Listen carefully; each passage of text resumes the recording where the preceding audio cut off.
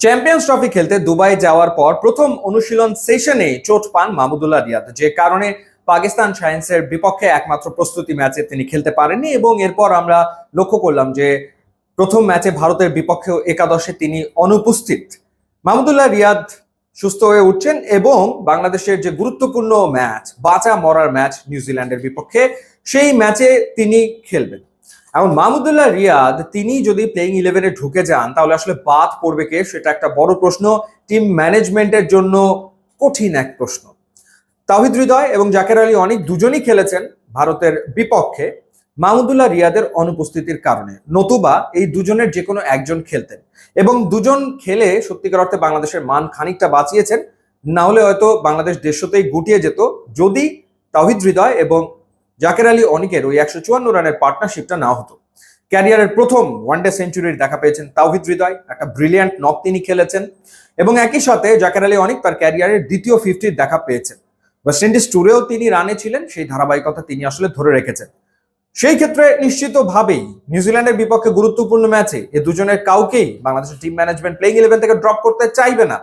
আবার মাহমুদুল্লাহ রিয়াদ, যিনি ওয়েস্ট ইন্ডিজের বিপক্ষে সবশেষ সিরিজে 3 ম্যাচে 3টাতেই 50 হাঁকিয়েছেন, কিংবা তার আগে আফগানিস্তানের বিপক্ষে দারুণ এক ইনিংস খেলেছিলেন, এবং তার যে অভিজ্ঞতা, নিশ্চয়ই মাহমুদুল্লাহ রিয়াদকেও বাংলাদেশ দল প্লেইং ইলেভেনের বাইরে রাখতে চাইবে না।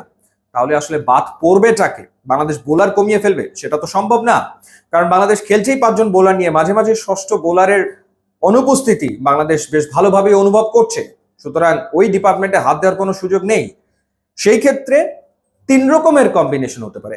এক, বাংলাদেশ ওপেনিং একটা পরিবর্তন নিয়ে চলে আসলো, অর্থাৎ সৌম্য সরকার এবং তার সাথে তানজিদ হাসান তামিম, এই দুজনের থেকে একজনকে ড্রপ করা হলো এবং সেই জায়গাটাতে নাজমুল শান্ত ওপেনিং এ চলে গেলে মাহমুদুল্লাহ রিয়াদ প্লেইং ইলেভেনে ঢুকে যেতে পারে। তানজিদ হাসান তামিম বিপিএল এ যে ফর্মে ছিলেন, সেই ক্ষেত্রে ডেফিনেটলি তাকে তো আসলে বাদ দেওয়ার কোনো সুযোগ আসলে নেই। সৌম্য সরকারকে বাদ দেবে টিম ম্যানেজমেন্ট, সেই ভাবনায় যাবে, সেইখানে নাজমুল শান্ত ব্যাট করবেন ওপেনিং এ, সেটা কি হবে? সেটা একটা দিক।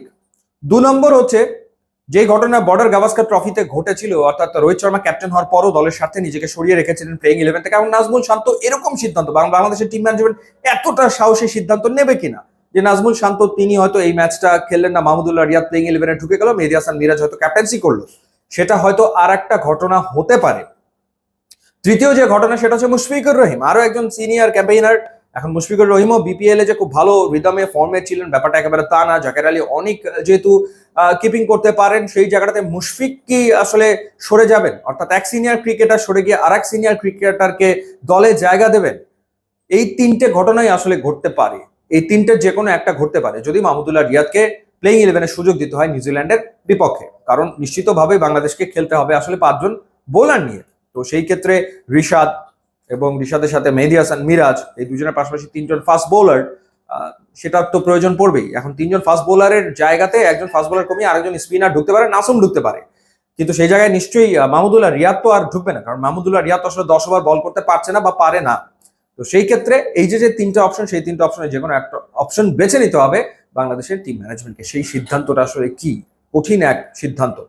জানিয়ে রাখি যে চ্যাম্পিয়ন্স ট্রফি চলছে, আপনারা সবগুলো ম্যাচ বাংলা এবং ইংলিশ কমেন্ট্রিতে ট্রফিতে উপভোগ করতে পারবেন। এছাড়া pre match, post match show থাকছে, মিড ব্রেক কুইজ থাকছে, সুতরাং আপনি ঘরে থাকেন বা বাইরে থাকেন, আপনি কিন্তু চ্যাম্পিয়ন্স ট্রফির প্রতিটা মুহূর্ত উপভোগ করতে পারবেন ট্রফিতে। ইউটিউব, ইনস্টাগ্রাম লিঙ্ক দেওয়া আছে, আপনারা যোগ দিলে খুবই খুশি হব। And thanks for watching.